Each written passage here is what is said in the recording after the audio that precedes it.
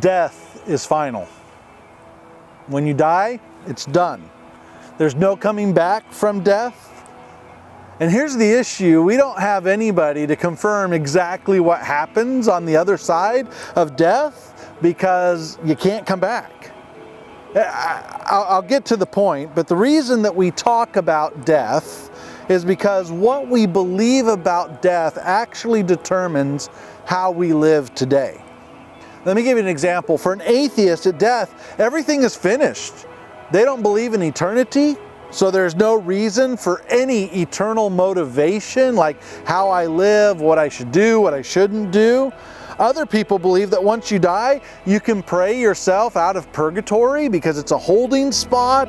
Islam teaches that at death, Allah will judge you, will judge the works that you have done, things that you did while you were on earth. And if your good works outweigh your bad works, then you get to go to paradise. But if your bad works outweigh your good works, you go, well, to hell. Some people actually believe you become an angel when you die.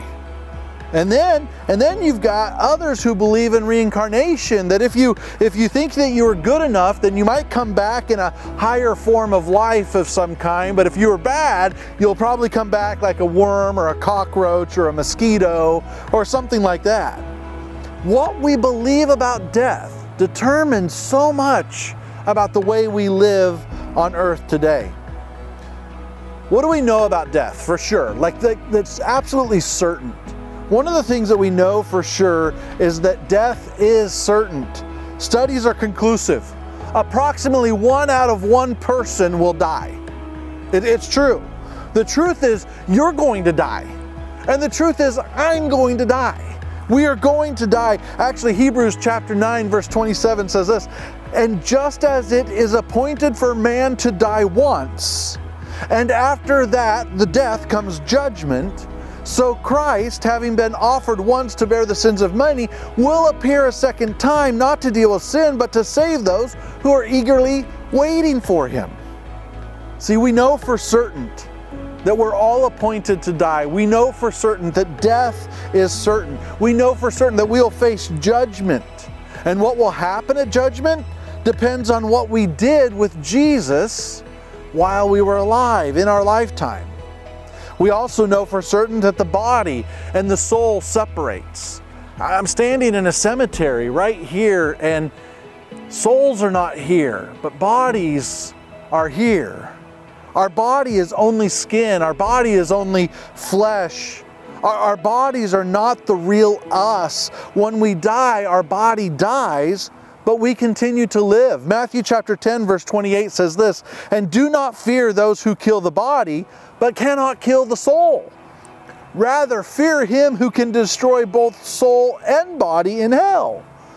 See, one day when when we leave our physical body, we will be more alive than we've ever been before.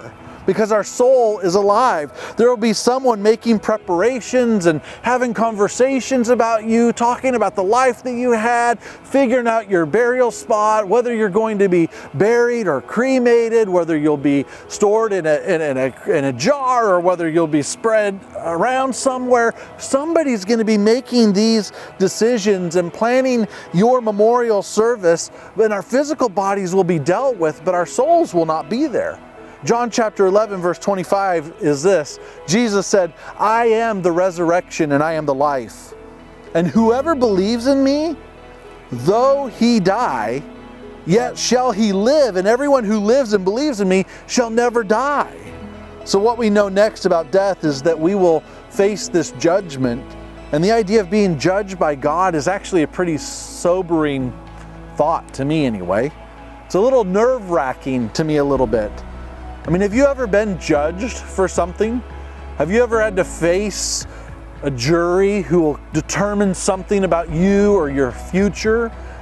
Even science fairs, remember, you're judged. Or a spelling bee, there's judges. Or you go on choir or dance competitions or band competitions, and there are judges who judge you. I love what 1 Corinthians chapter 15 says. This is what Paul wrote. He says, "Behold, I tell you a mystery. We shall not all sleep, but we shall all be changed. In a moment, in the twinkling of an eye, at the last trumpet. Paul wrote this, he says, "For the trumpet will sound, and the dead will be raised imperishable, and we shall be changed. For this perishable body must be put on the imperishable, and this mortal body must be put on immortality. And when the perishable puts on the imperishable, and the mortal puts on the immortality, then shall come to pass the saying that is written." Here it is, and I love this. "Death is swallowed up in victory."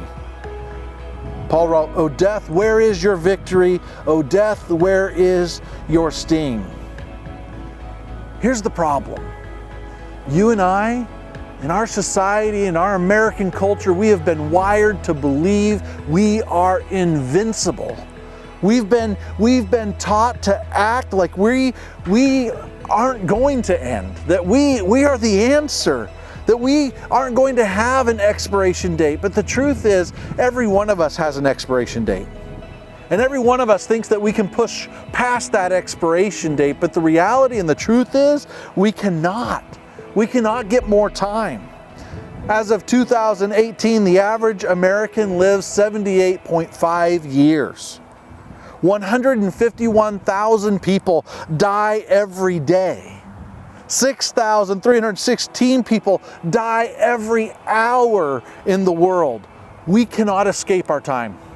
We cannot escape our time. David says, even those who seem secure will still run up to the end. They'll run up against their time. Woody Allen said this. He said, "It's not that I'm afraid to die. I just don't want to be there when it happens." You see, no matter how confident you are, no matter how talented we are, no matter how successful we are, our limitation concerning death is undeniable. It's inevitable. It's absolutely going to happen. And you and I, we spend hundreds and thousands of dollars every year avoiding it. Every year. We can't escape it. One day, we will face judgment.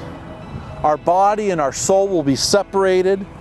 Many of us, we will be rewarded. On the other hand, there will be others who will face gloom, despair, hopelessness beyond anything that they could ever imagine. What you believe about death and what I believe about death determines so much about how we live today. What do you believe?